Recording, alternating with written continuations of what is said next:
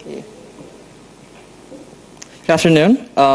Thank you for attending. This next presentation will be by my friend Renuka, who will present her student life here at Waseda.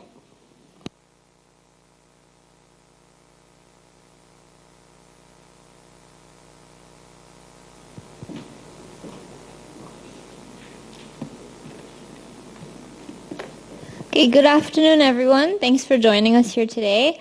So today I'm going to talk to you a little bit about my experience at Waseda over the last 2 years in the international program in science and engineering. So I'm a second year in the Department of Modern Mechanical Engineering. I'll be a third year starting September. A little bit about me. I'm from India. I was born and raised in India. And I first came to Japan 2 years ago after I enrolled at Waseda.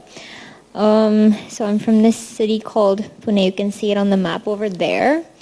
This is my family. It's my dad, my sister, my mom. So my sister, she is a dentist by profession. My mother, she studied microbiology in a university. So there's a bit of a biology background going on there. But yeah, so my family was pretty surprised when I decided to go for mechanical engineering instead. So yeah, why did I decide to come to Japan? This is something I get asked a lot because most people from India, they prefer to go to either America or Europe, mostly places in the West. But in my case, I was really focused on Japan from the beginning, mainly because I had an interest in the culture and the language from the beginning. So Japan has a very diverse, how should I say, history, and it is very culturally diverse. And India is pretty much the same. So there's kind of that similarity, but there's also a lot of differences, which I always found really interesting. And the second thing, probably the more important thing, is that I developed an interest in robotics a little like late in middle school, and when I was in high school, I attended a lot of workshops. I did some competitions on the national level, and so that was sort of what I wanted to focus on in university. And Japan, especially Waseda's robot research is quite well known. Lots of famous names have come out of Waseda. Lots of famous robots have come from Waseda. You can see them in Building 63 over there if you were on the tour. I also wanted to kind of try and, experience living on my own in a different country because, you're born and raised at home. You don't really have a chance to get out a lot. But I think living away from home, staying away from home is an experience that is valuable for everyone. And that's something that I wanted for myself. So when I heard that Japan was introducing the Global 30 program and they had universities with English courses, I was like, yeah, I have to go. So that's what happened. And lastly, they say that these days distance is literally the only thing that separates us. The world is coming closer and closer together because of technology. So global exposure is going to be more and more important for people in our generation. And that's something that I was able to experience firsthand over here. But of course, that didn't mean the things were, sunshine and rainbows from the get-go. I struggled. I wasn't able to speak a lot of Japanese in the beginning. I wasn't used to living on my own. I don't really cook. I still really don't really cook, but you don't face much of an issue about that in Japan, especially in Tokyo. I am a bit of an introvert. I struggled with making friends initially. And of course, most important of all, the curriculum, which is that was a little challenging in the beginning because the way the course is conducted is a little different from the academic pattern that I was used to. But of course, that's to be expected. Nothing is easy from the beginning. You always have to struggle a little at the start. But eventually, things worked out, as they always do.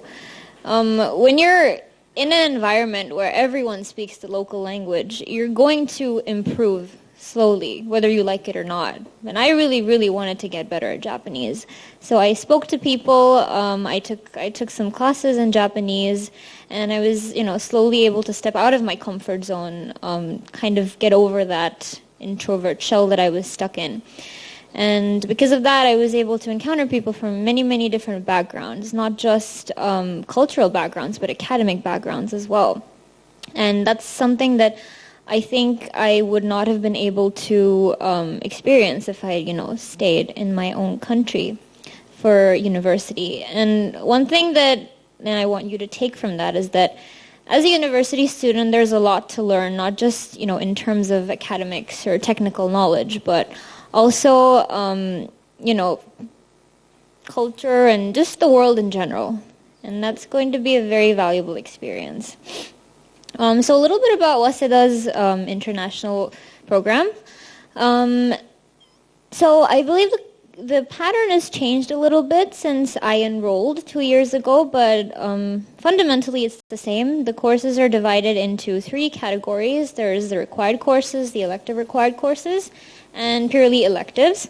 So the first category, regardless of what your major is, even if you're, say, doing math or mechanical engineering like me, or even bioscience, you have to take the courses in this category and pass them in order to graduate.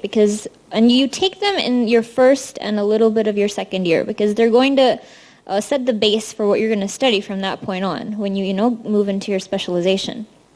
So, for instance, and these are just a few examples. I had to take calculus for a year.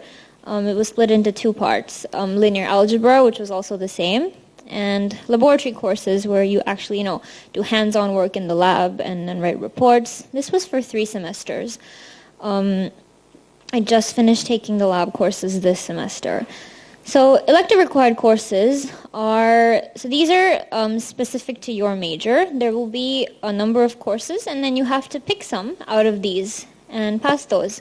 So because my interest was mainly robotics, I took 2 different robotics classes, 1 per semester. So for 1 year, it was divided into A and B.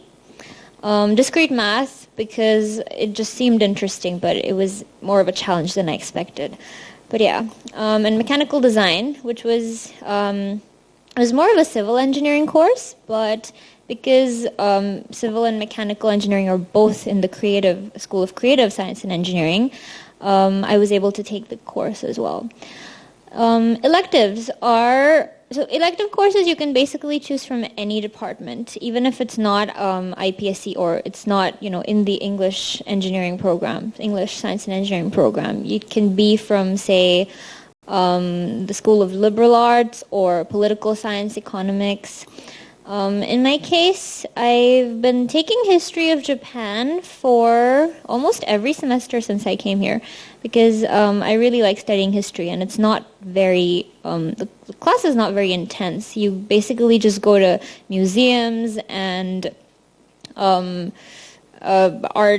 galleries and things like that. And then there's a little presentation at the end. Philosophy, I took for 2 semesters just because I really, really liked the professor. He's a really good professor, so if you come here, make sure to take his classes. You can see my friends laughing there. They were in my class as well. And civil law, which I took for the first time in this semester. So it was Japanese civil law, and it was difficult because I have no background in law, like none at all, 0. But the course was designed such that, beginners can also, kind of learn something. And it was interesting, brought me a little closer to Japan, I think. So all in all, there are certain courses that you have to take depending on your major. But apart from that, you're free to study anything and essentially, dip your toes in something that you're not used to or something that you just find interesting, even if it has nothing to do with, what you're specializing in. Okay. Of course, like I said earlier, university life is not just about academics. There's also many, many extracurricular activities that you can engage in. So Waseda especially, I think, has a really large number of student clubs, probably one of the biggest number in the country, I think. I don't remember the exact figure, but there's a lot. I used to swim since I was really little, so I thought twin swimming would be an interesting choice. You can see a picture of us over here after, what was it, the summer inter-university tournament. So we basically just wear these flippers and race in the water. It's a lot of fun. And I'm also in a stargazing club. What we do is we basically just go to the Japanese countryside and just observe the stars. It's a really relaxing experience because you can't really see the stars in Tokyo. And you can't really see it in the picture, but there's actually, like, the Milky Way is, you can see it very clearly if it's a little brighter.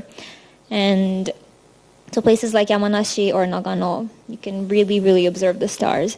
So, with all these extracurriculars, it's not just the actual activities themselves, but it's also meeting lots of new people. And in my case, specifically, both of my clubs are the people are dominantly Japanese, so that also helped me attain more fluency in the language, because I was surrounded by people who didn't speak English at all, so there was no other way I could communicate with them. I had to get better. So it's not just academic development, but it's overall development. Your communication skills are also improving. Okay. So next, a little bit about my dormitory. It was in the introduction video earlier, but because I don't have family in Japan, I had to stay in a dormitory. I stay in Wish. It's called the Waseda International Student House. And so over here, it's a little different from some of the other dorms because we have a lot of events, monthly events, weekly events, and it's really just a chance to meet lots and lots of new kinds of people. So in these 4 pictures alone, I think you'll see residents from 14, 15 different nationalities. And for me, I think especially, I wasn't just, like, as much as I learned from attending classes at university, I learned a lot just by, getting out there and, interacting with people in my dorm. And my father always used to tell me that, for your generation, it's not just your IQ that people are going to look at, but your EQ, your emotional quotient, is going to be really important, because everyone's going to be smart. But what's going to set you apart is how you can integrate your technical knowledge and your communication skills and, kind of take that forward. Of course, this global environment is not just at the dormitories, it's also Waseda itself. There's a lot of diversity among the student body and the faculty. For instance, I am from India. My friend Mika over there is from Indonesia. Nicholas is from Singapore. So there itself you can kind of see like an interesting mix. And because of that, you kind of get to interact with people and see opinions from different perspectives. You're looking at the same thing from several different viewpoints. And that, I think, leads to invaluable all-around development in general. One last little message from me. So I'm still only in my second year. There's not a lot of things that I can teach you that proper adults can't. But just from my own experience, what I can tell you is that how they say don't act before you think. That's very important, but I also believe it's really important to not overthink sometimes and also act, which is something that I learned, one of the most important things that I've learned over the last 2 years. You all have it in you to do whatever it is that you want to in life. But there is no shortcut to hard work. Regardless of where you go, you're always going to have to work hard. It could be here at Waseda. It doesn't have to be engineering. It could be anything at all. But remember that you're going to have to, put in the effort. So, yeah, wherever you decide to go, have fun, work hard, play hard. And, yeah, thanks for listening.